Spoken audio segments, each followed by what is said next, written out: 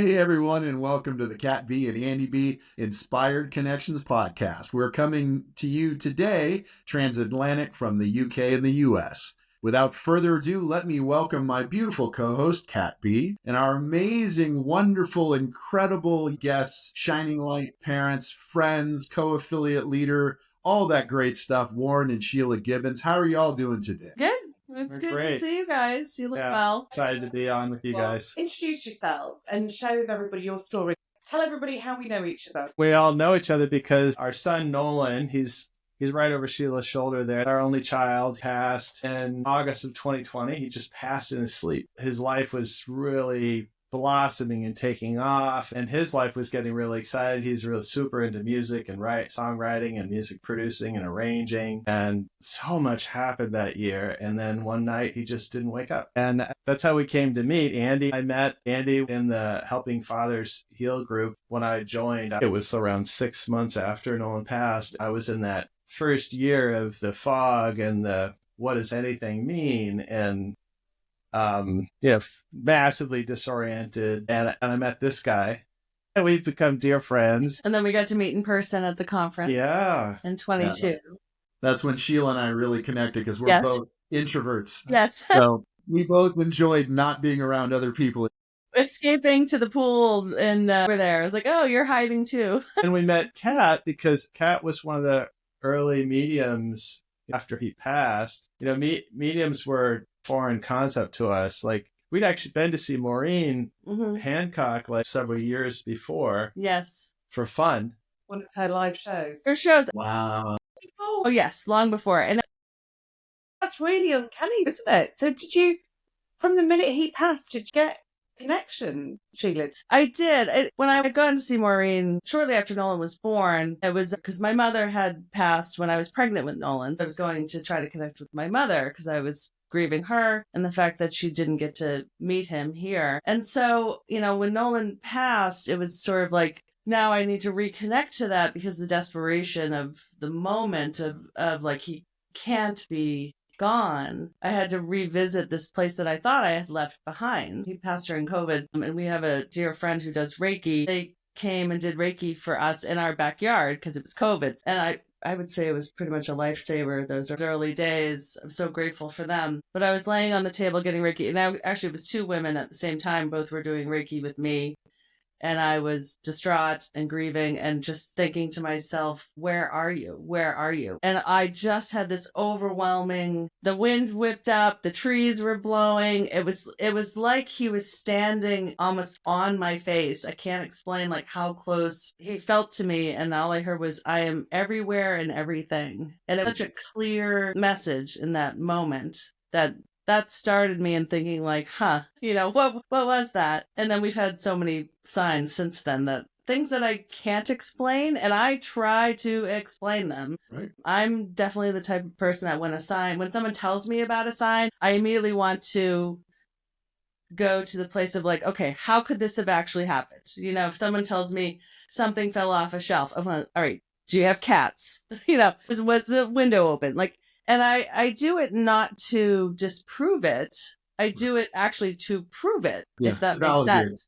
I think it's critically important to come into the experiences that we get eyes wide open. Right? Yeah, there's a beautiful saying, actually, that says, when you've ruled out all the art of the possible and what is left is credible. So I think that's genuinely the best way to rule out a sign, because people say, I was a sign of sign. I've never been the kind of person that just sees a butterfly and goes, yay. The butterfly has to be at a certain time, a certain place. It has to appear in a certain way. And I would get the feeling. There was an overwhelming feeling, sensation that was, for me, it's the only time that feeling happens. A lot of signs are not really the sign. It's the feeling that you get in that moment. That's hard to explain. So that's kind of interesting because you've got a scientific background as well, or you've got a very scientific way of looking things as well, Sheila, is that right? Share with everybody a little bit about your scientific side. Well, so I am a professor. I'm a geography professor, and I've worked as a physical scientist with NOAA. I've done, research on a variety of things. It's funny, I was in one of my classes the other day, I was going over the scientific method, and I was like, I think this is a life philosophy. It's just, You have an idea and you have a question. So let's collect data, let's observe and see what happens, and then compare that data to your hypothesis. And if it confirms your hypothesis, you test again. And if it doesn't confirm your hypothesis, you go, wow, that's interesting. It didn't work out the way I thought. So you collect more data or change your question. It's about being curious, I think. I've always been constantly curious and willing to see things in a different way with new evidence. And so when evidence comes in, things will go into what I call the that's interesting column. That's interesting. And it's just how I sort of move through the world. And it's helped me, I think, with trying to move through this, navigate grief as well. And sometimes it can be exhausting because I'll talk myself out of things a lot. Some really great signs have come in and I've talked myself out of it. People the sign and they're like, hello, what more do you need? And I was like, well, I don't know, because it could have been this or it could have been that. Yeah. Let me tell the license plate story, I think. And then I'll talk about the car. So the license plate sign that we got from Nolan, I think, is probably one of the top signs that I cannot explain. I had asked to see his name on a license plate, and this sign took 8 months to appear. So I had asked him, I'm like, I really want to see your name on a license plate. At least your initials. That was like, well, let's start with the initials, NFG. And I think 2 days later, I saw a car that had an NFG on it. I was like, okay, now I want to see the full name. I want Nolan. I want to see it. And I looked everywhere. Every time I went out, I looked, I drove around, I kept asking, I kept looking, nothing. And then a few months later, a friend of mine had said to me, well, why don't you get it for your car? Like get on my own car. So I was like, that's a great idea. So I looked it up to see if Nolan was available in the state of Massachusetts. And it wasn't, but I could see that it was on a car somewhere in Massachusetts and that the car was a 2000 S-Class Jaguar. So, and this was in 2021. All this story happened. So the car was a 21-year-old Jaguar in Massachusetts. And it's March. I'm like, nobody is driving a 21-year-old Jaguar in the winter in Massachusetts. Like, that thing is under a tarp somewhere in a garage. I'm like, I'm never going to see this car ever. And we're a small state, but still, there's several million people in the state. So I didn't know where in Massachusetts it was. So fast forward a few months later, June, Warren and I were on a road trip to see some friends, and it popped into my head to tell him, like, I looked up to see if Nolan was available and I found it on this Jaguar that's 21 years old, blah, blah. And we were driving to see friends, and we had to make a pit stop, and I come out of the place we had stopped, and Warren is shoving the phone in my face. Look. He's shoving You will not believe this. You will not believe this. A friend of ours who was Nolan's theater teacher he was rehearsing with the kids because they were getting ready to sing at Nolan Fest, and he was missing Nolan, feeling really sad. So he left rehearsal, went to the grocery store, pulls into the parking lot. Car in front of him there it is, the Jaguar. It says Nolan on the license plate. Like the actual car. The actual car. From a logical thinker, the odds are what, 1 in a million? I know. I'm like, so what are the odds? I mean, there's so many odds that have to be overcome. Like there it is on the day because I hadn't told him that I had even looked. And for whatever reason, I thought of telling him that day. And it was 45 minutes after I told him that I had looked up that it was on this car and there's no way we're going to see it. It's, and there it was. I love that. And then it's stacked. I love that it's... Oh, sorry, go. I love that it's a Jaguar as well, because Morgan's team was the Wildcats.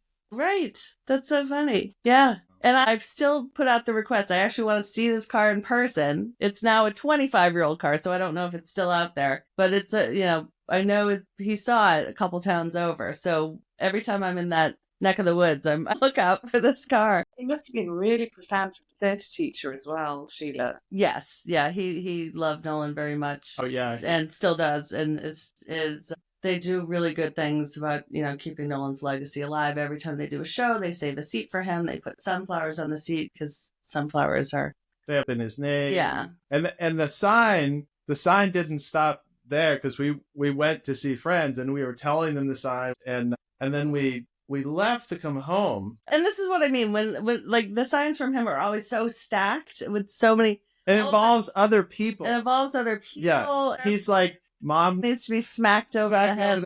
Like really, really smacked over the head. And so we left our friend's house. We left late because, we're hanging out with friends. Yeah, we left like 3 times. Kept trying to leave, and we were driving away, and I looked up and I was like, oh, it's 11:11 at night. And we had driven 11 miles. And we were passing right over Route 111. Route 111 at the same time. We're laughing. We're seeing this all in the same moment. And then this Jeep flies by us, and we could tell that the Jeep says something on its license plate. Right as we're going, like, wow. Like, what does that say, Warren? Like, speed up. And it said BURSLF. And Warren's like, Brussels? I'm like, it says be yourself. Oh. And our tagline for our fund, the Nolan Gibbons Memorial Fund, the tagline is everybody likes to be themselves. And this car drove by and with be yourself on it. And it was at the same moment that it was 11:11. He would text me 11:11, and sometimes it would be like 11:12 when he texted me and be like, shoot, I missed it. We'd driven 11 miles. It was 11:11, crossing over the overpass of Route 111, and then boom, the car was. And I was like trying to keep the car in the. This is the same day as the license plate. It was just one of those days where I was like, okay, that's a lot. And we were definitely feeling it, If that's not an inspired connection, I don't know what is. I really don't. The viewers that don't know who Nolan is, tell us a little bit about his life. So Nolan was, he was 15 when he passed. He had just turned 15. Our only child, I think we mentioned that. And he was, probably one of the kindest, loveliest people I'd ever met. I would say it all the time, I have no idea how I got so lucky to have this kid. I have no idea. I always told people, I'm like, I hit the kid lottery. He was kind. He was easy baby. He just did so many things about him that was wonderful. And he was a musician. Music poured out of this kid. He could not do music. He was in diapers with a binky, and we would do, Sheila and Nolan especially would do dance party time. Music all the time. And he knew all the words to Wicked, and he's singing Defying Gravity Popular, with a binky, or Popular in a diaper. With a binky. Every word to the song. When he was 5 months old, I remember he was in the car, and I don't even remember what I was listening to, some kid music, and he was cooing and oohing, and I swore he harmonized. And I remember saying, I'm like, I think my baby is harmonizing. And you don't want to, it sounds crazy. I was like, I really think he's cooing in harmony to this music. When he was 4, he had serenaded me he's like, Mommy, I wrote an album of songs. And he was dancing around the living room. And he's like, I wrote an album of songs. Here's 10 songs. He told me the titles of the songs. I said, well, can you sing them for me? And I expected to hear the same song 10 times. Right? He's 4. I expected to hear this. And it wasn't. There were 10 completely different songs, fully formed. And I was like, this kid had just music pouring out of him. And when he was in theater, he did a lot of, his first show, he was Michael Banks and Mary Poppins when he was 9. He was Oliver and Oliver. So we did a lot of community theater. He was in the chorus at school. He played, there wasn't an instrument he couldn't play. Did he write music and produce it as well? Oh, absolutely. Yes. So he was, a lot of, once he finally got old enough and had the technology to get the music that clearly was in his brain. He was like 11 or 12. We gave him an app. They saw some kid, this other kid, like very precocious kid, was like, I'm a prodigy. It's like, okay. And then, but the kid says, I wrote a song. And then I think you were there for that moment. I wasn't there. Yeah. And he was like, wait, let me see that. It was a tool. It was an app on the iPad. It was a DAW, a digital audio, a way where singer-songwriters, where they produce music and record it and write tracks. And it was the first one on the iPad. And then he came home, we got that, and he proceeded to make like 9 albums of songs over the next app called Medley year or two. Yeah, and so this was like 11 and 12 is when he really, really was just constantly writing. And then he started doing the acapella app, doing acapella arrangements, and it was so funny when he was, Mommy, can I have your phone? And we're on the sun porch, and then he would run out here, and the doors close, and you can't hear. It's very soundproof out here. He's out here and he's arranging all the Brady Bunch boxes, and he loved pentatonics. and he would do covers of their songs, and he would make up his own arrangements and sing all the parts. So he would be his own choir. And then the app that he found where they could do that was becoming a social media app. And then he would say, I need a soprano, I need a bass, and total strangers would come in. And I remember one day he comes running into the living room and he goes, Mommy, Daddy, I have a follower. And he walked away. One follower. It was like out of his mind. So he would do that, and he made like 48 arrangements. And he ended up with about 65,000 followers on that app by the time he was 11. And as a mom, I was nervous. I didn't want him to be on social media. And, I wanted to protect him from that. And this app at first was, you couldn't comment. All you could do was like something. So I liked that. You could, and then it evolved that people could message each other. I was like, I was a little nervous about it because he was so little.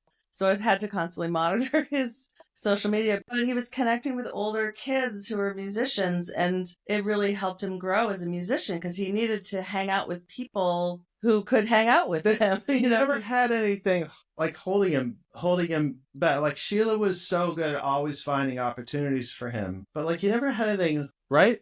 Like no, I mean, other than we're in a pretty small town, and so it was just the internet was a good place for him to connect with other people. My parenting philosophy always was that, and I say this all the time, I don't think our kids, I don't think our children belong to it. I did never like the idea that like, he's mine, like he's not mine, he's my responsibility, whatever, but he belongs to him. And I always felt like our role as parents was to observe, see what he was interested in, and then find opportunities for him to express himself, become himself, figure out who he, what does he want to do in the world? And I always just tried to find spaces for him to do that, but yet still try to protect him somewhat. And I really, he needed his outside to kind of catch up with his inside in terms of his skill and talent in writing music. Yeah, he was so young. He could do things that did not match his age. Like somebody who would be in their late 20s or whatever, you'd be like, wow. Yeah. And he was doing it at 12. To protect that, and we didn't, people would be like, oh, that kid needs a Disney show. It's like, no, he does not. He would come and do some incredible performance, or he would show us something he made, and like, oh, you want to see this? Or we'd go to a show, watch him do something, and we'd be like, oh, that's lovely, sweetie. Wow, you really put a lot of work into that. Great effort. And then he would come off the stage, like especially a big performance, and we'd be like crying or.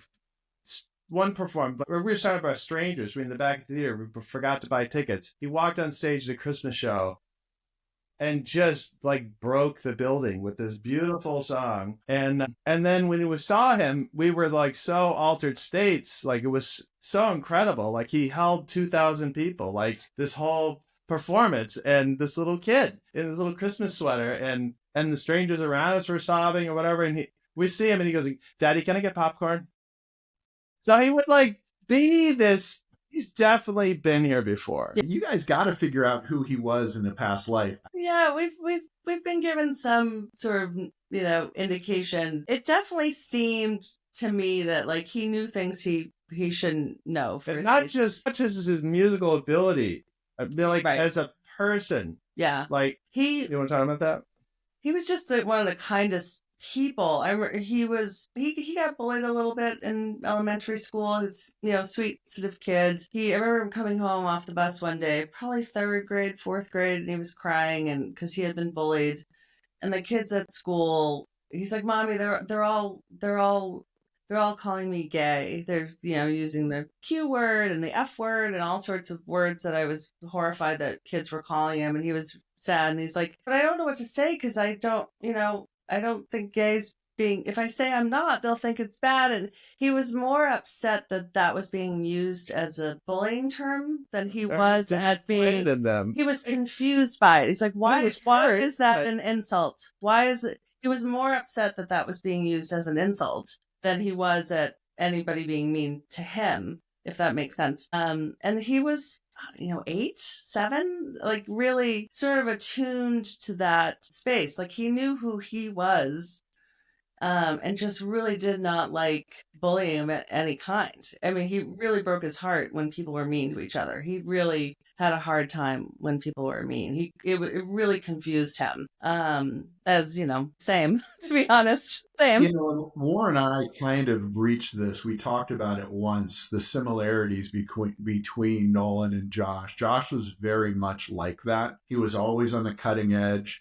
He was always seeing further down the road than any of his peers. He didn't fit, right? You could tell. I mean, you could tell he was an old soul. He was little. He just couldn't fit this thing, right? This.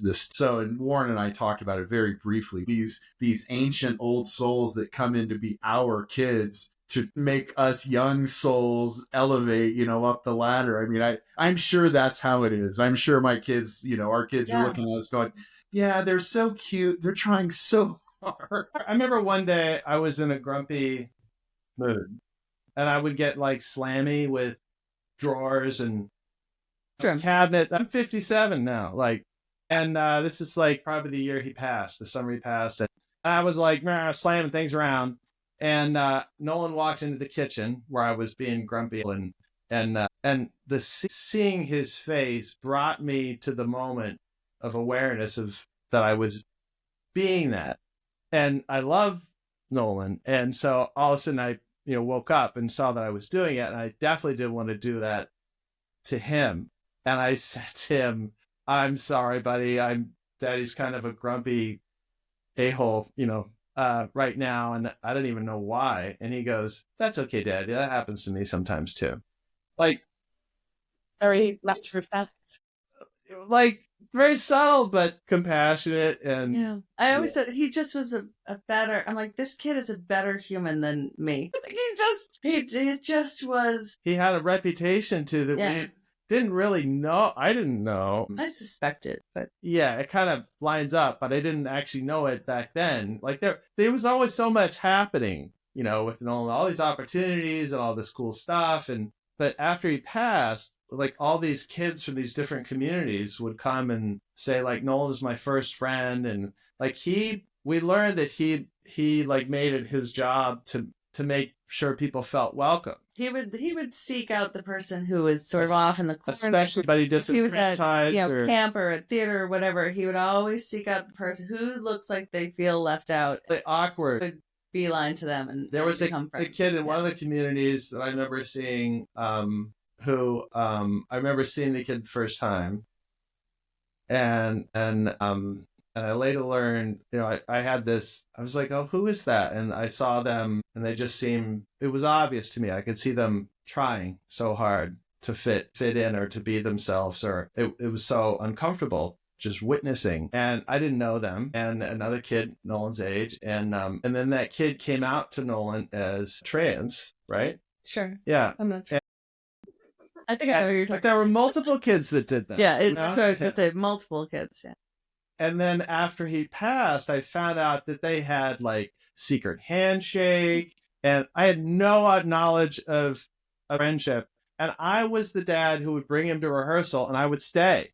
I wanted to be around the magic, and it was such a cool place. Like all these different communities he was in, I wanted to hang out, and I didn't have anything to do, but I still didn't notice it, see it. That's really amazing. So you your child as one thing before he passes, and then you find out that he's such a great human being. Does he sign you with music as well? I presume he does because he's so musical. Yeah. I mean, most of the signs are music for me, anyway. There'll be times I'm driving home from work and I'm having a bad day, and then it just I sort of shuffle whatever songs are on my phone, which Nolan downloaded a lot of music. I mean, I would say Nolan was the DJ of my life before. Like, he was always like, oh, Mommy, you got to see this new artist, listen to this new artist. All the constantly introducing new artists to us.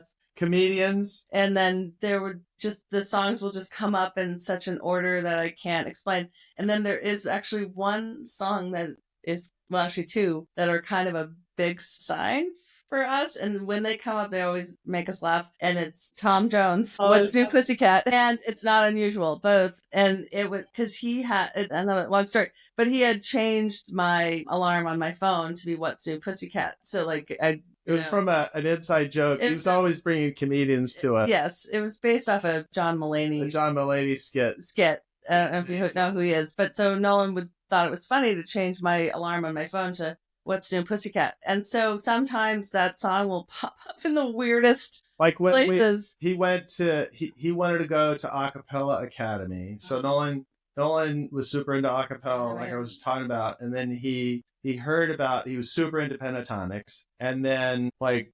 4.5 years before he passed, 5 years, pentatonics had started this camp for acapella called Acapella Academy that was for high school kids, and he wanted to go so bad, but he was only 9. He was a child. He needed to be 13. Nowhere near a teenager, and so over the years he learned about every class that went through, and so by the time he went, he knew what everybody had done.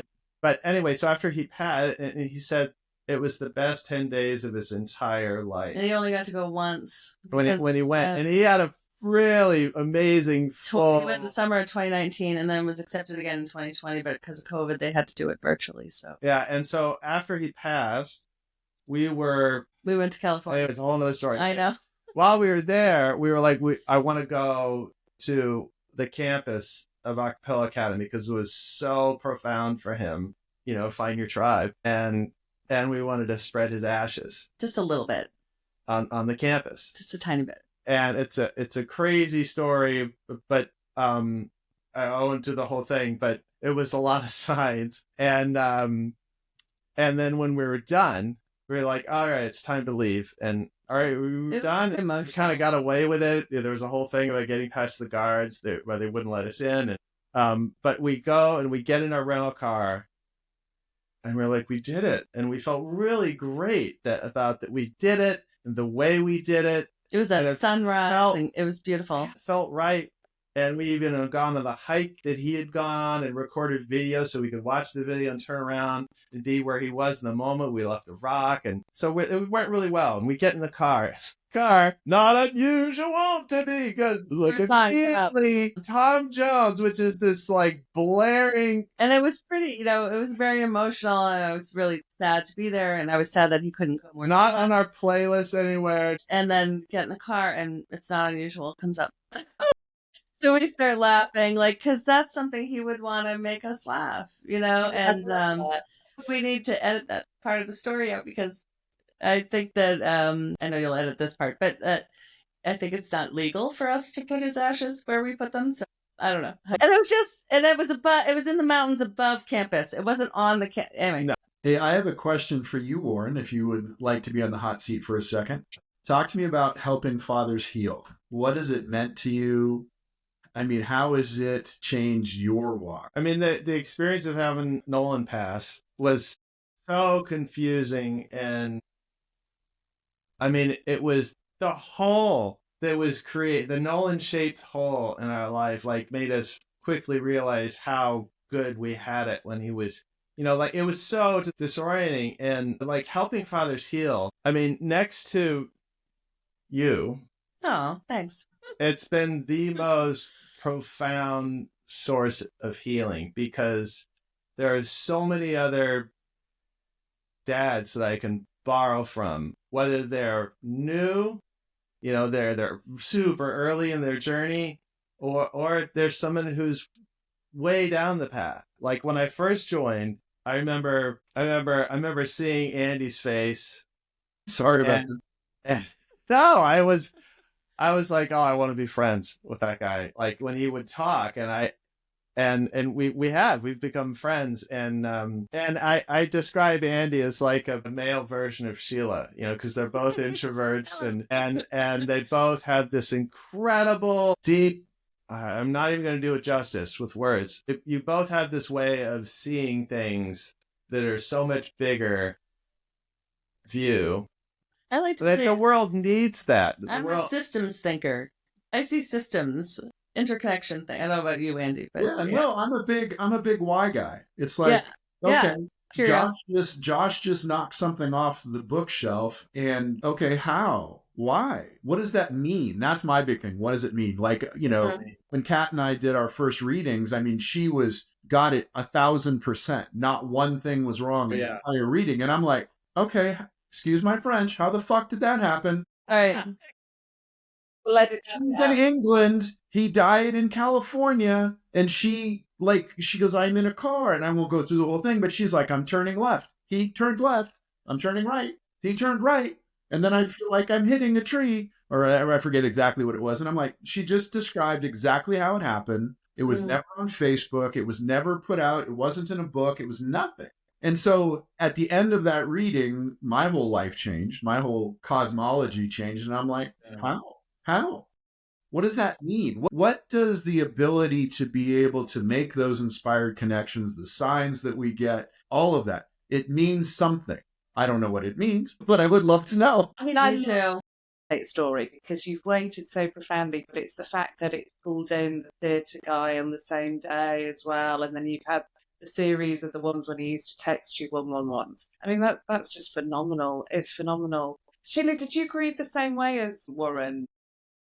One thing I think I've said to other people, I think we're fairly lucky in that we grieve similar enough. I wouldn't say exactly the same, but I think similar enough that, and the other thing I think that we were both really good at, I think we both were pretty good at this, was letting each other be wherever the other one were. Wherever we were, like, which, they're very early on, there were moments that were a little flashy where, where the grief was just so lot flashy, overwhelming that it was important for us to do that grieving separately. We were in the steepest learning curve. Yeah. It must have been overwhelming because he was such a big personality. And so you didn't just have a quiet, shy child. You had it's such a source of personality. Love and and that was the sounds in the house, because Nolan was also a beatboxer, and when we didn't even talk about acapop, but he was, they were flying to New York and Dallas because he was the beatboxer for Acapop Kids, which was a national kids acapella group. Professional. He was getting paid. Yeah,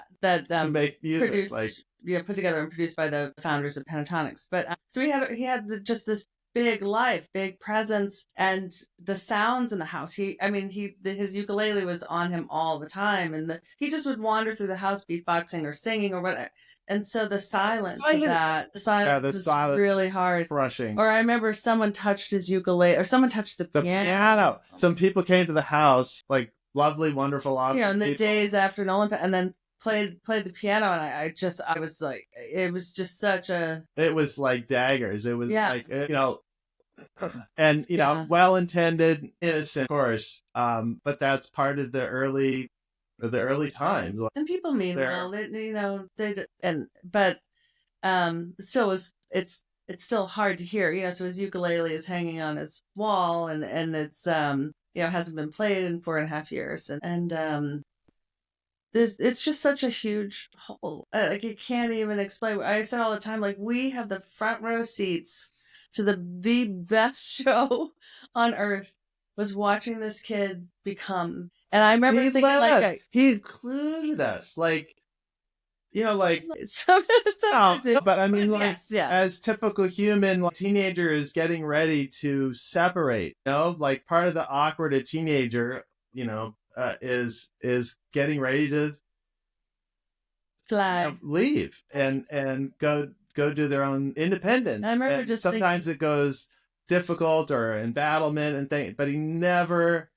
I mean, I can count on one hand the number of times he was a jerky teen, and it was pretty mild, And I just always remember thinking, I can't wait for other people to see what we've been watching for 15 years. I wanted him to be a little older. We didn't want to put him in anything that was gonna, I was a little nervous about him doing acapop at first because I didn't want him to be put into a situation where adults were telling him who he was. I wanted to make sure he could tell them who he was. And I wanted him to have his voice and figure out what he wanted to say, who he wanted to be. That was the tough. And I was always worried, LA and that kind of thing. The industry, the machine, lots of examples for children. Yeah. talented child performer, actor, creatives going into the industry when they're children, and it messes them up because. But we were so all these forces at was play. not that at all. They were super supportive. But it went really well. They were really amazing, and really aware of it, and they did let Nolan be Nolan, which was great. Yeah, and they did, and he was. I remember we were talking to different people about it, and we didn't hide our conversations from him about it. We might talk about it without him there, but then we would tell him what we're thinking and include him. And I remember one time we were talking to one of the people we were getting help from or whatever, or maybe it was the Acapop producers or what. Had made the decision, and Nolan's like, I just want to be really clear. I want to do this. And then we were like, okay, buddy. Yeah. Okay, so how could we, then we were like, so how? Because you could see that we were trying to make, before we agreed to let him do Acapop, we've had lots of very deep conversations with the producers. Like, this is what we want to do. This is what we don't want. This. And so, Nolan, I think, was starting to get nervous that we might say no. So let us know in a no search. We collected so many amazing humans that help, all of the looking for opportunities when he was here physically. I always had this thing in my head: who do I put him around that's who's gonna rub off on him in a way that helps him be his own authentic self, and doesn't interfere. And supports him in finding his own, who he is. And we didn't want to tell him who the hell he was, and that worked. It was working really great. And we're like every parent, we didn't know what the hell we were doing, and we were always like, he would go do something amazing. It would be like, how the hell are we gonna? What the fuck did we do? Because it was. It was somewhat intimidating at times when he'd go off, and I never heard him actually record a song ever. He would just come downstairs and be like, "Oh, look what I made," and show me something. I was like, "Wow, honey, that's really great." And he would leave the room, and I was like, "Oh my god!" Constantly was flooring me, and I didn't. He had an ability to kind of really be proud of what he did. Like, he'd be like, "I'm really proud of this." Without being a diva, without being like he had no ego about it. Yeah. He had no ego about it either. He was proud of himself, but not. And he didn't want to be like. He told us he didn't want to be famous. He said, "I want to be famous enough that I can do this for a living, but not so famous that I can't have a life." Sort of. Again, he's having this conversation at 13. Have you ever felt inspired to play his instruments, or are they still really sacred to you? Well, I played the piano as a kid, and I did sit down, and I played in college, actually, and so I've sat down a time or two to try to revisit it a little bit. The ukulele, not so much. I think that would be hard for me to hear. It's still really, because it's more like we'll go be around people who will play. But not his stuff. I'm still not ready. We didn't do it like that. Like, we haven't, his keyboard's upstairs. So after Nolan passed, right when he passed, he was not even a month into 15 when he passed. And 36 days. And so we had helped him set up his own home studio. Guest bedroom became the studio, and we had a futon. We called it the chill couch, and he was in there all the time. I remember asking him one day, I'm like, buddy, how, the world is insane. And we're around him all the time because you couldn't go anywhere. Right, and school just kind of disappeared. Any demand from school. And I remember checking with him, how you doing? I think you're doing okay, but I thought that could be a story in my head. So I just wanted to come and ask you, and no judgment. If we're struggling, I understand. And, mommy, daddy, we love you. We said it many times a day, every day. And his answer was I feel like I should be struggling, but I'm actually doing okay, because he had now he had anything freedom that was in the way. And he had joined this online singer-songwriter producer academy. Another amazing Melissa Mulligan is the founder of that, and one of his coaches. And so they'd been on Zoom for 2 years, forever. He was on Zoom since 2018. And so when lockdown happened, classes on Zoom, that was easy. Yeah. So I kind of lost my train. She must have so many lovely recordings of him, do you? Right, and we've Yeah, had- lots of, so you know. I know we've. I was starting to tell the story Very- of his story, his music. Okay, Yeah. do you want to tell? So, Yeah. so right up to the point where he was getting past, you know, Sheila was like, honey, I think 15 is your year, you know? I'd originally wanted to wait till he was 18, but I was like, all right, he's writing and producing so much music, I mean, full production. fully producing, arranging, recording. He knew how to comp and tune vocals. He knew how to record instruments. He knew how to record for like MIDI instruments. He had a keyboard, a microphone, and he could sample sounds and like do all of this. And he was super, my connection with Nolan was around like his interest in music, and he liked to talk about how music was made. And so he was all arriving to this moment. And he had just started like, all right, well, He was actually. how do we figure out how to actually upload songs to distributors and softwares and royalty agreement? Like that was kind of confusing and frustrating. But he was just starting to finally release finished music to the world, and he had a lot of songs. And so then he passed, and Well, go ahead. he had decided to. So we uploaded his first single.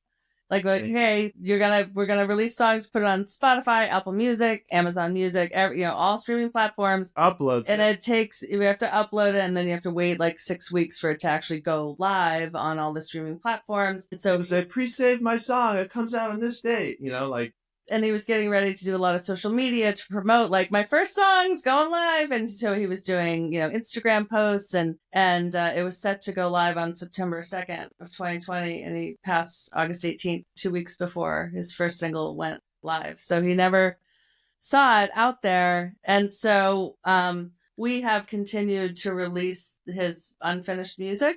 It was something, at first we weren't sure, should we let it go live? Should we try to take it down? And we decided, nope, we're going to let it go That's live. what we wanted. That's what we had lots of conversations about, what do you want? Like, we even talked to him, how do you feel about someone else doing stuff with your music or doing remixes or covers? Go ahead. So we've released, over the years, we've now released all the songs that had his voice recorded on them.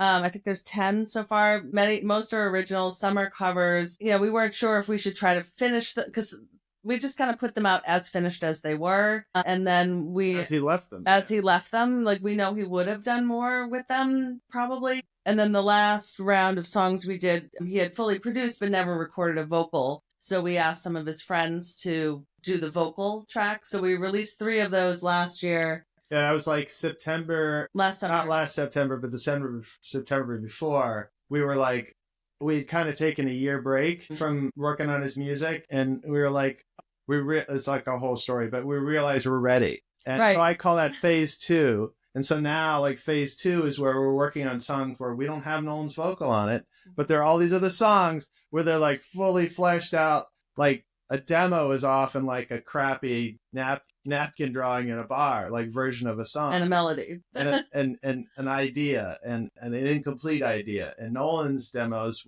had fully produced, had production in them, pretty close to done. Yeah, like and all the lyrics. And anyway, so we were kind of fortunate in our grief journey because we don't know how to do what Nolan did. No idea. So we're now music producers. Yeah, one of the things I learned from helping fathers heal, I'm always looking at this dad's group, like, why does this work? What is happening? And I see not just in the dad's group, I see everywhere. I see people with grief, not just parents, but I see people who do it in a way, and I call it, well, that's not working. That doesn't work.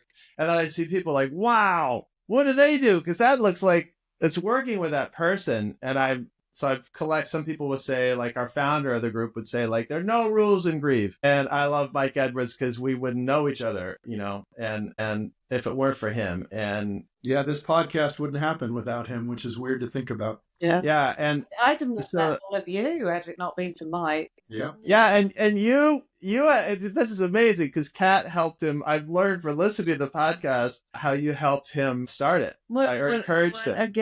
What a gift Mike gave all of us. He was an amazing guy. Yeah. You just couldn't say no to him. I couldn't say no to him. I got up at 3:00 in the morning for it on numerous occasions, and I was like, what am I doing? Why am I getting out of bed at 3 a.m.? It was so special how he would be like this guy.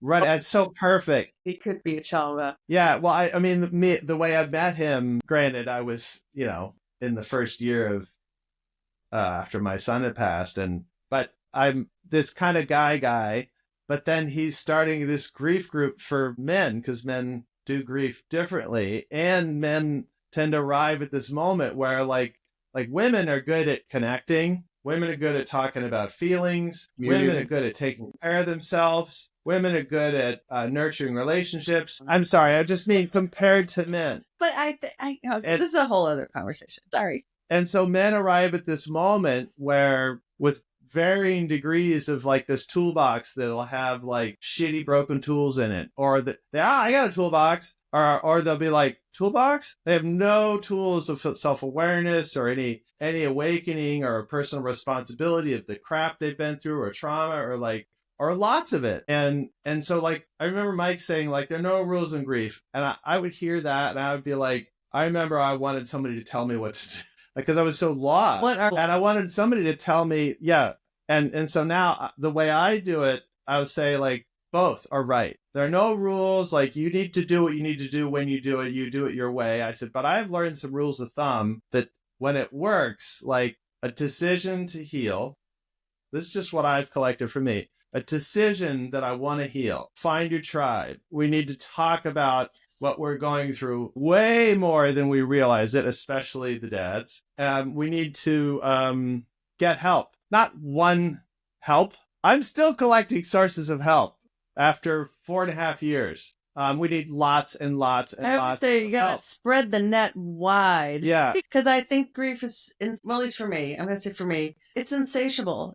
It's a bottomless pit, and there no one person can hold this pain. I can't. My friends can't. The people who love me can't. That's not holding it. That's not what it's for. Right, but it's like if there's moments. A light bulb just... I know. All of a sudden, the light just went out in the room. I know. Right. It's very windy here. So see, immediately I was like, well, it's really windy. Nolan's still laughing at you, I'm sure. I know. But so I was saying, like, and this is advice I usually give to new parents, is like, don't have one source to go to with your pain. Have multiple sources. Don't put all your eggs in that one basket. Multiple friends, family, and if you have family that can't, we've definitely had experiences where there are certain people who can't really hang with our pain. Unfortunately, people that surprised me that I thought would be there that weren't. But then we have so many people who were there that surprised me that they were, but that I want to have multiple touch points of where can I go when I need to, because I can't carry it. And I know a single friend can't carry it for me. It's important. And, we have therapists. We each have our own therapists. We see together. Yes. Yeah, together. And that it is insatiable. What's that? That's a great piece of advice. Helping Parents Heal was I can't even have enough words to talk about my gratitude for it. And, Irene and Kathy used to have the Tuesday chat. And again, this is all during COVID. So like, in some ways, Nolan dying during COVID was just the timing was... The fact that the world was broken. Yeah, made a lot of sense. And that I was going to... It was broken for us, Was that even harder though? That it was, because COVID to me was quite silent in that we weren't as connected at the beginning. No, for me, I'm so glad, because I'm a college professor, and so all my classes went online for a year, and I would not have been able to go back to work. And even when I went back physically to campus a year later in the fall of 21, so it was 15 months or 12 months after Nolan passed, it was still really hard for me to physically go onto campus. I had many, many panic attacks. Warren can attest to this, where I'm leaving the house and I have to go teach a class. Oh, it would be a panic attack in advance. Hard to go, because these kids are all my son's age. And, they're all, well, he was a little younger, but the year after he was supposed to graduate high school, that fall was pretty difficult as well. But so because it was COVID, I still could work, but it was just online. And it just felt right to me that the world was broken because my world was shattered. And so, yes, the world needed to be shattered too. Well, and everyone was opened up. Like, yeah, all of a sudden, everyone was going to therapy. getting a slot for a therapist was all of a sudden difficult. Why? Because it's tough. And so the other thing I wanted to say is that we made grieving our full-time job. Oh yeah, we dove right in. But grieving, talking about what we were going through, a lot. Yeah. Reading, talking about books we were reading, Listening to podcasts, talking to each other, like that's how we did it together. And I know that having a child pass, everybody hears that it can rip a marriage apart. We were finally starting to learn. I was finally starting to learn how to get better at being married, calming down or growing up or learning acceptance. And then Nolan passing is like, grief is an Olympics of acceptance. Acceptance is was the most needed and the hardest aspect of grief. Like learning to accept that the person who was my special person I thought was going to be there, they don't know how. And that thing about like, oh, well, some person you thought was going to be isn't, or the stranger is now all of a sudden your pals. And yeah, so we made grieving our full-time job. And like, we can't imagine doing it any other way. Mm-mm. Like getting on lots of calls. I am so surprised how many dads will come to, I was early on, because they would say like, oh, I went to a counselor. They don't get it. Or they like, how many people didn't have a grief counselor? And I realized we were fortunate because our grief counselor was a death doula and like PhD in the study of science of death and dying. Technologist. And so the way I explain it, I said, don't get a grief counselor, get a really good one that's a great fit for you. And the way I explain it is, for me, it was like going to another universe where the laws of physics don't apply. Do you think you want to have a guide on that trip? Because they helped us learn how to feel the feelings that we were feeling that we didn't know we were feeling, or did we know that we were blocking feeling them, or like there's so much that we didn't know how to do, and having someone to guide us for how to like not fight ourselves or not fight each other or not get in the way and just let it come up when it was coming up. That was the complete letting things be. That was a big lesson for me early. Like whatever you're learning to surf, and some days it's a, decent swell, and other days it's a tsunami. And I can't count the number of days early on where it was just like, nope, cannot do this. I cannot do this. I can't, and then like, I just would always have to be like, this is where I am in this moment. I know this moment will pass. It really sucks to be in this moment. And then there'd be days where I'm like, I feel okay. Why do I feel okay? Why do I feel I should not be feeling okay? Like it's so disorienting. And still, the analogy I like to use for people is, I feel like the old me died when Nolan died. I died on August 18th of 2020, the old Sheila Gibbons died. This new whatever, it was born on that day. And so I would tell people like, months after Nolan died, like, I need to be treated like I'm a 6-month-old baby. Yeah. I need to be fed. I need to make sure I'm bathed. Because we had like people moved in with us the first couple months. We had a rotation of friends and family who babysat us, basically. Made sure we had meal trains, food coming. I need to sleep a lot. I cry a lot. I need to be swaddled. I need to be like, and by a year in, I'm like, all right, I'm starting to stand up. I'm starting to figure out this world, but I still cry a lot. I still need to sleep a lot. 18 months, I'm toddling around. I'm falling down, smacking my head, screaming, And like, I really feel like now I'm a 4.5-year-old. I'm now 4.5 years old. I'm figuring out the world a little bit better. I'm getting ready to go to kindergarten. This is, at the end of the summer. Like, for me, that analogy really works. It's beautiful. That's amazing. Don't you think that's true? And do you feel the same way? I also feel that you've grown together and you've grown closer. I feel that you were close. Yeah, I mean, we have our moments. I don't like this is not like we have our moments where we're gonna want to kill each other. We just had one yesterday, and I was that was fun. It sucked. It sucked. Like I sucked. Like I was like triggered, and I was a jerk, and she needed me. Yeah, I'm like better at being married now. Yeah, and like, trigger things are crazy. Like what happened yesterday, just really quick. Like so my car died yesterday, and this was a car I bought in 2012. And when I bought the car, I bought it with the intention that it would be Nolan's car when he turned 16 in 2020.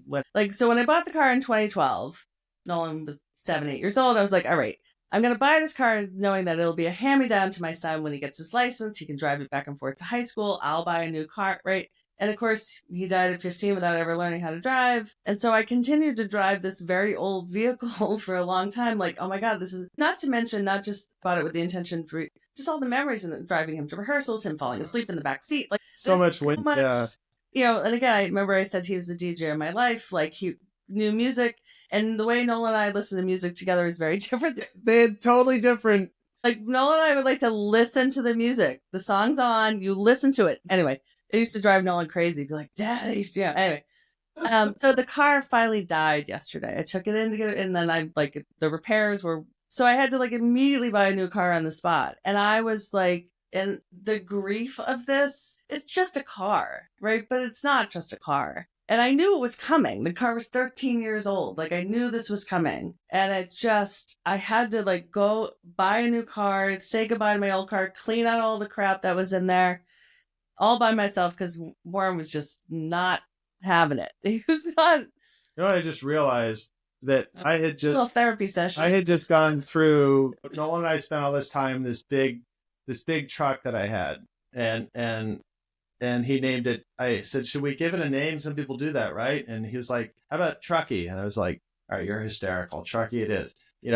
And we spent all this time in this truck and had this great sound system in it and lots of windshield time, and we would talk about how a song is put together, and he would have these games, where I would have to pick which song won, and then he would play the singing game with mommy, and it was just, and then one day, my truck needed repairs, and then it needed more repairs, and then it really needed big repairs, and I was like, whoa, wait a minute, and it went really badly. The dealership wasn't responsible, it didn't do well with it. But my point is, it's grief. Yeah. So Warren just went through everything I went through that, and she went through 4 or 5 months ago. But she was there for me, and she helped me through the process. And it was, I don't think I really realized that it was grief because, I knew, I was like, all right, this is too much truck for me, and I was holding on to it for, sentimental reasons, and I really liked it, but it was too expensive and I didn't need it anymore. But yesterday morning when we got this email from her dealership for a car, and they're like, oh, it needs an engine rebuilt, I was back to being angry at this other dealership for treating me like shit. This wasn't happening. And then I went off to work and oblivious to her going through her own grief process of what she just explained, all the memories, or she has to go clean it out, let alone deal with the buying of a new car. Or I just went and had a really bad day by myself. And I think this is, it's sort of a long, convoluted story, but I think it's a good example of how I don't think people realize we're 4.5 years in, and something as simple as my car died, I need a new car. The car was 13 years old. Time to get a new car. It's so much than just buying a car. And this is everything in our lives has a lot of heat. And we're work on this stuff all the time. We talk, we have people around us to talk, and there's people who navigate this with completely oblivious that there's all this other. One of the things about us is that we've gotten really good at screwing up, being married. When I was younger and dumber, we would, have fights, and I was just oblivious to it because I just had not matured or whatever, but I was not good at being married or us, things not going well or us being different or whatever. And now, ever since Nolan passed, we're the best at being married that we've ever been. I was saying to Andy, we were talking about this, if a person makes the decision to heal, they find the tribe, they learn how to talk about what they're going through, they get lots and lots and lots of help. And then they find ways to give beyond, it's in the name, helping parents heal. If you go help others, is really healing. And the person is doing all these things, healing, what's available is for you to become the best version of yourself and live the best life you've ever lived, which was so confusing because that only came for me because my son passed, and I had to be, I was learning. When I was younger, I was either or. And being married to you, I've learned how to be more both and. Because the world is both and. And so now, definitely, a lot of both and. Yeah. And I think if this, I mean, we've said this to each other before too, like if what happened to us with our son leaving suddenly, no explanation, just poof, with this huge life that we thought was going to happen for him, that we were going to be like, if this does not make us the best version of who we could be, it is, it's such a loss. Like it's such a waste of a tragedy. It's a choice though. But and it's a choice every day, because there's some days I'm like, nope, not today. Not going to be the best me today, or the best me today is not so great. I know people that have still 10 years on got the car that was owned by their loved one on the drive, and it's never been used, but they can't part with it because it's so connected to that profound memory. Well, for me, it was different because we moved. But when you guys were talking about the cars, we gave away Josh's car. He had bought a brand new car. That was the car he died in, but he had a car before that he still had. And I remember when the truck came to get it, on the inside of it, how sometimes they have film on the inside of the car. I wrote, "I love you, Josh, and I'll miss you forever." And so they took that car away. And when you guys were talking about it, that's where I was taken back to. Right. So I totally get it. It's those physical things that we know. I mean, it's just physical, but man, it has so much energy. I had his sneaker scuff marks on my dashboard. And when I couldn't see them, I would because I needed to see them, and I have a van sitting in the driveway that has not moved for 4.5 years. That was the van that I arrived that I was driving it the day, and I just can't. I can't. And I couldn't be bothered to do anything with it. I needed it to rot into the ground. Literally That's what rotting. It has lichen all over it. Yeah. I could have made money from selling. I could have probably made like $3,000 if I had sold it. $4,000. Yeah. Nope. Probably has chipmunks in it now. It's there, and someone's going to take it and scrap it. We're getting close. We're getting close to getting rid of it. You almost had to have something represent your grief. Yeah. Yeah. Yeah. Yes. That's yes. a good way to... Oh my gosh, this is another, there's so many levels. Sorry. Doing yard work has been really hard.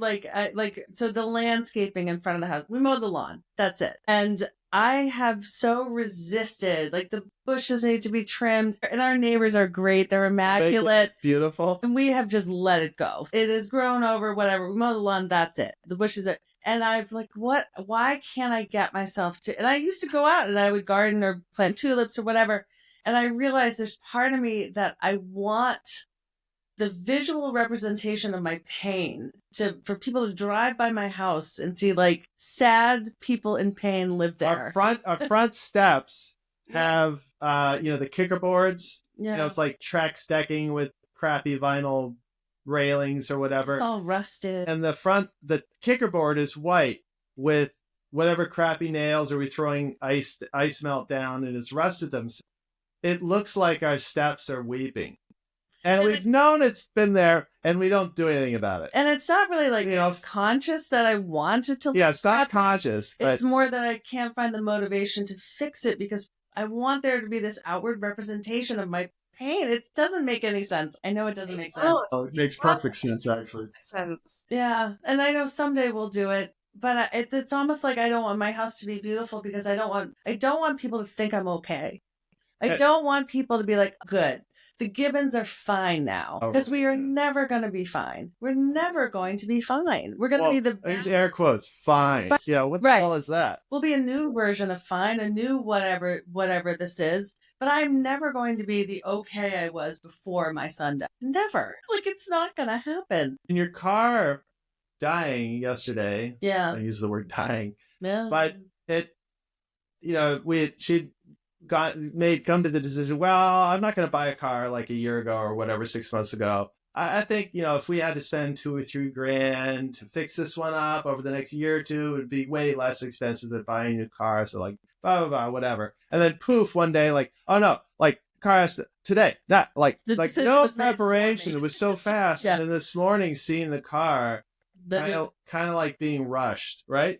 It was kind of But I actually felt a bit of relief now with the new car. It's still hard to drive up to the house and see the truck's not here and my car's not. There's 2 cars in the driveway that did not exist in our driveway when our son physically lived here. Yeah. It's Yep. just, yeah. Do you want me to hit you with the philosophy bomb that Yes, please. well, Warren's probably heard this, but I was meditating one day, and I love to live in the past. I'm a historian, and just I love Same. history. I've told Kat, I'm a huge person who loves England because that's where my ancestry is from. I mean, I love the place. I've been there twice. Big deal, right? I know nothing about it, but my point is that I was meditating and I was very low and I was feeling, Josh, I miss you. And I always picture him as a little kid, right? He died when he was 20 and a half, but I always picture him as a little kid. And I heard the voice clear as day in my head, Dad, why are you holding on to an image that doesn't exist anymore? I am so much greater than you can imagine, right? And that, for me, it was very healing because it's like my life has evolved 5.5 years, but so has he, right? We think, and that's why I hate when people say, forever 20. No, my son's not forever 20. Right. My son is way beyond 20. Right. He's doing things that I can't even imagine. So for me, the philosophy bomb, and I've shared it with the dads, is, and it always gets very mixed reviews, is like we can hold on to our memories, which is beautiful and lovely and wonderful. However, we're missing what is really happening, right? They're not the way they were, and they're greater than we can ever imagine until we're together with them again. And then guess what? We get to join them on this whatever adventure, that goes beyond. And that, to me, I don't know, that it might be complete philosophy bullshit, but it helps me. Yeah. I like that idea. And Nolan wasn't 15 when he was 15. He was always this, this old soul. But I do agree with that. And there's still, and maybe it's selfish, but there's still like, I wanted to see him grow up. I wanted to see him. Oh yeah, that's all funny. Or like, my nephew's getting married this summer. I love him. I love his fiance. She's lovely. And watching my sister, mom of the groom, and she's buying her mom of the groom dress, and I'm happy for her. And she loves her son, and he's lovely. And it just stings a little bit that there's these moments that I will never see my son graduate high school, college, get married, have a girlfriend, like all that. And no one will ever call me mom. Oh, we were at her house and my nephew had written a card to my sister and it said mom on it. And I was like, oof. I'll never have to. So It's those acceptance. I know he's big and exploring the universe, but me as a, flesh and blood mom on the planet, I kind of would like to have my son here. And you're absolutely right. I mean, I feel the same way. That's the duality. That's the duality that we live in. Right. That's just the reality. And that's, I wish I could understand it, but I don't. Yeah. Yeah. Same. Like, why am I still here? When I started to find my feet, and one day I realized, oh my gosh, I was like, I really want to live a life now. And I have things I want to do. And of course they're different from before. Around that time, all of a sudden I was like, I had this story in my head that this is what's going to happen. You know what I mean? That everybody has or wants to have, and I was like, and then there's what did happen, has happened, is happening. And I think that's human nature too, right?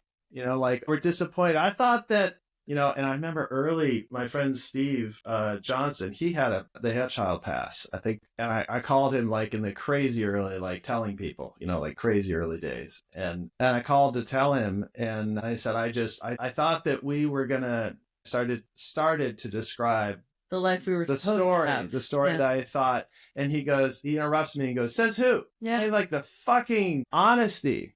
Like this is a guy, a friend. I love this guy, and I know that he loves me too, and that it wasn't mean to say that to me. But I think it's a good reminder to just, and this is what I try to do more often, that it's like, the only thing we have is literally right now, this moment. Like we don't even have tonight. Like we're not promised like later this evening. We're all literally this moment right now, this conversation with the two of you and the two of us. That's it. That's all. So I really try to live in the now as much as I can. That's so important, isn't it? Not to let it is. It's go out the house in a bad mood. Make sure that you say, I love you, or you let people know that you care, because you might not get the chance. Nothing is promised. That's how Like that. That's how I work better. died. When Mike died, I was like, are you kidding me? I hadn't seen him for 6 months. And I was like, if I'd have known he wasn't going to be here, I'd have picked up the phone like that. Yeah. I just thought he was going to live forever. That's so... Right, that's what we do. That's what we do. Of course we think that. Well, and I mean, Warren and I have talked about this. If I knew that Mike was going to pass, I wouldn't have been mad at him, right? And that's, when I heard, that's exactly what I thought. I'm like, oh, you know better than this. Why did you carry this anger, right?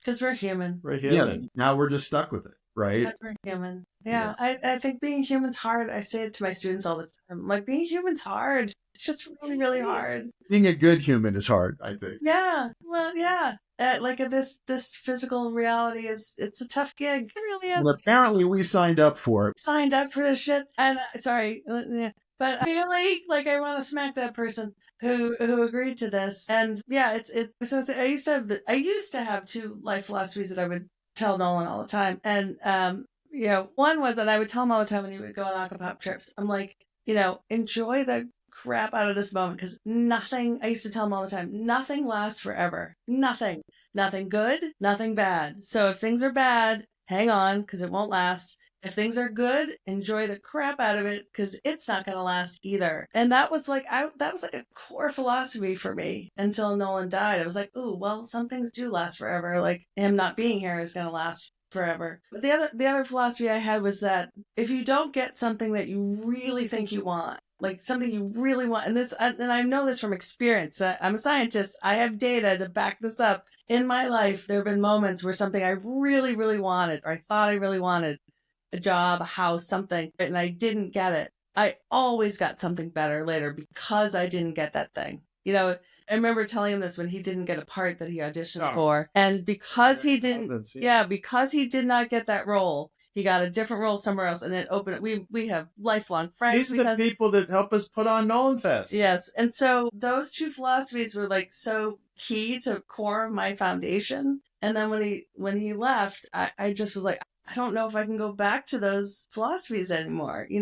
I can't imagine something better happening now. The life, Nolan's not here. So the thing I wanted was to watch my son grow. And it was so good. And it was such a good. It was so great. So I'm still waiting for what's going to happen that's supposedly better, because I didn't get that thing I wanted. And so then we make this nonprofit, because Nolan's a music kid, and we're like, all right, so we're going to give out grants to help emerging artists, and we do Nolan Fest every summer. And then the woman who runs Melissa Mulligan, who runs Music Career Accelerator Program, also known as Music Career Mastermind, she gives away a full ride tuition to her program, which is a big deal. I say to parents, like, if you want to win at being your kid's parent, put them around Mel. And they can't if they're musicians, yes. They can't not music. Like, you're welcome. Yeah. Like, you're going to win as a parent. Like, and so now we're doing this thing, and every year we get to this season where, it's time for applications to come in, and people apply, and people wait to the last minute because that's what humans do. And so we have a deadline. And then we'll be like, maybe Nolan, people are forgetting about Nolan, or we have the shitty face. And then the deadline comes up, and blah, blah, blah, blah, blah, the applications come in, and then we start going through the applications, and we're making the application process better, because it's like, what are we doing? Why are we doing this? What is this? What is this we're doing? And these kids will show up. And this week I was away, and I see a text message from Sheila in one of the communities that sends kids in. I was like, somebody really good. and so I got home, and I'm all busy getting recombobulated from being out of town, and Sheila's like, do you have to go anywhere right now? Do you have that? I was like, what? Oh, right. And so I sit down, and then we have this experience of like, oh, right, that's why we're doing this. And we have this amazing, it's happened every year where someone will show up that. And I feel like this, I was just gonna, there's kids that will come through the application process, and I see Nolan in them, and I'm like, he sent them along. He sent them to us. And there are times where I'm like, why are we doing this? My heart's not in it. And it's hard for me to, like, I'm happy for these other very much alive children having their musical dreams. Yay. Like, sorry, I'm being a little snarky, but, we have our moments. we have our moments, but then I see the magic in these young, beautiful people's faces. I'm like, okay, this is why we're doing this, because this is what Nolan would have wanted, because he was a better human than me. So I need to put aside my, sadness and just love on these And we kids. get to watch people meet Nolan through us. Yeah. Like, these are people who never met him in person, didn't know him or around him. Maybe they're hearing about him through the community or whatever. Yeah, but they're getting to know him now. But then because they apply, then like we come and tackle them by the ankles, and then we drag them to Nolan Fest. And you have to tell. Will you tell your story? Can we share your audition part? Like help them be vulnerable, because it's this huge gift. Like they're making us right for doing this. They're making Nolan right for being Nolan the way he's Nolan, and because the world, and they get it. They're like, yeah, I'll do that, and it's crazy. And then we're in the summer and we're on a stage and there's food trucks and kids are meeting each other, and we get up that's there. my favorite thing, is see the kids. So beautiful. Yeah. To see these young musicians who might have felt isolated or didn't always have the support at home, or what, navigate having a musical kid. Like, it's a tough thing to navigate sometimes, because the world is just bombarding these kids with, like, you got to figure out what you're going to do, you're going to go to college. Oh, yeah. I want to be a songwriter. This thing is like comparison monster, social media. And we're all about, who are you? Be yourself. And then when we see them get together and meet each other and support each other, it's great. And it does, fill my heart that this is a legacy of our son, and that we're kind of like how he would do that in all the communities. He would welcome people. I just never thought about it until just now, that we're kind of definitely doing that. And and we also have, but it's bittersweet at times. Yeah, it definitely is. And we also have this experience, like, so consistently. I said it the other day. I was like, wow, it keeps happening. These people that didn't know Nolan, they didn't live with Nolan, they weren't together. Like, and now I'm watching these people. I even see it on YouTube, where someone who they have a YouTube channel where they react to someone's videos or something, and they'll react to a video that Nolan was in with Akabop kids. And these total strangers will see Nolan and talk about how does that happen there, and it lines up with the kid that I know, and it keeps happening. That it's so magical to me.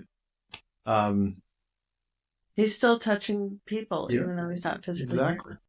Beautiful. And I got to tell you guys, thank you so much for sharing Nolan, your guys' story, and this is something I say to all the dads, our kids are always with us. We paid a ridiculous price to know what we know. And there will be people in our paths that we are meant to help. And you guys are doing that. You are shining light parents to the best example. And it is bittersweet. Yeah. But Nolan lives on in everything you guys do. So thank you so much for sharing him. He is really incredible kid. So thank you very much for coming on. I was crying at the car thing. Like, I could not contain my sobbing. And people were like, I know, getting rid of a car is really emotional. I'm like, you do have no idea. And actually, can I add another small piece of synchronicity with this? I had to take the car back today to get it inspected and to get the inspection sticker. So I was down there today, and they were like, oh, I had to wait in the waiting area. And there was this lovely older lady sitting there. This woman glowed. And she was, the waiting area is beautiful. And they have this huge screen TV with, safari animals, elephants and giraffes. And she just was in awe of the quality of the TV, and wow, look at that. And so she just was so chatty and just started talking to me, and she's talking to me about her mother and how she had dementia. And so I just somehow got on the topic of my son died, and it was a long, arc. Long arc to get there. And she immediately starts crying, and then I said, we do a music festival, and she said, oh, I've heard of that. I've heard of Nolan Fest. Wow. I've heard, she had seen stuff at the Marion Arts Center where Nolan had performed. She didn't see Oliver. And then she just she hugged me. She's like, this was meant to be. We were meant to meet, and her name was Pearl. Pearl is a character. And Pearl is a character from the show called Steven Universe that Nolan loved. And And I was talking to her about this idea of, all we have is right now. And this woman and I were so together, 20 minutes, just talking about life, complete stranger. And I could feel her heart, and I can't explain the connection with this lovely lady. And I was like, this is what life's supposed to be about. It's just the soul to soul connection moment. Inspired by Waiting for our cars, to be looked at, and it was beautiful. Yeah. So she's gonna come to Nolan Fest, and she's giving us a donation. So That's amazing. That is amazing. That's a fun moment. Well, thank you so much for coming on. It's been amazing, and it's lovely to hear your story from beginning to end, because as a person who knows you and loves you dearly, I've only seen snippets of your story, and to hear it, the whole thing is kind of incredible. Thank you for sharing it. Thanks, You've Kat. been a big part in helping us find our way, Kat. You were such a huge Grateful to you. Comfort, to help us, talk to Nolan early on. And grateful for you, Andy. I'm glad you look well. I'm glad to hear you're doing well. And so it's good to see your face. Yeah, cancer can't keep me down. Yeah. Be on my toes. I was quite happy to just say hi. No, Andy needs a podcast. We'll do this together. I love this for you guys. Amazing. All right. I'm going to